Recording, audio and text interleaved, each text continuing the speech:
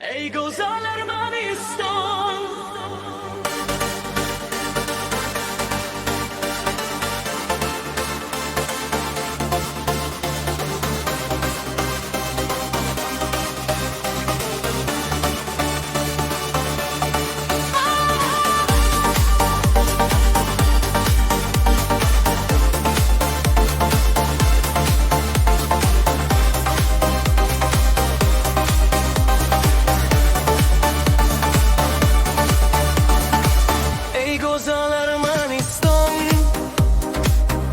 yuragimiz sendadir, tog'laring nur sochadi, sevgimiz abadiydir, do'stlik bilan yashaymiz, qo'shlashib birgamiz, sen uchun har vaqtdadir, mehrim bilan uradi voz.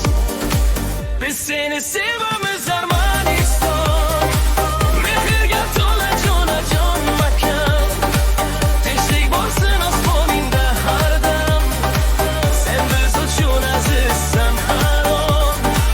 Biz seni sevamiz Ermeniston, mehrga to'la jonajon makon, tinchlik bo'lsin osmoningda har dam, sen biz uchun azizsan har on.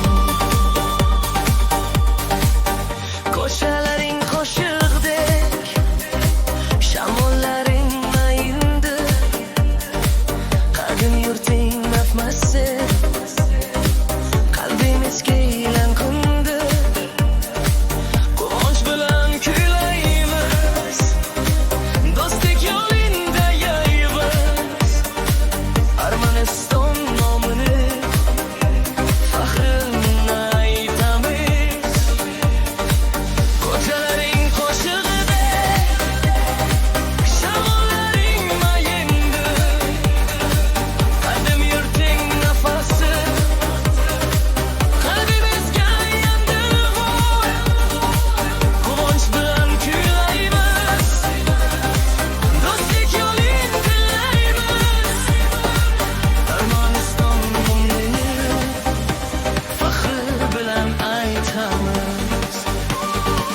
Biz seni sevamiz Ermeniston, mehrga to'la jonajon makon, tinchlik bo'lsin osmoningda har dam, sen biz uchun azizsan har on. Biz seni sevamiz Ermeniston, mehrga to'la jonajon makon, tinchlik bo'lsin osmoningda har dam, sen biz uchun azizsan har on. Yuraklarda yagona tilak, doimo bo'lsin baxt va kerak, do'st xalqlar birga yashasin, Armaniston gullab yashnar. Biz seni sevamiz Armaniston, do'stlik bilan porlaydi jahon, quyosh kabi nur sochgin har dam, sen bilan go'zal bu hayot. Biz seni sevamiz Armaniston.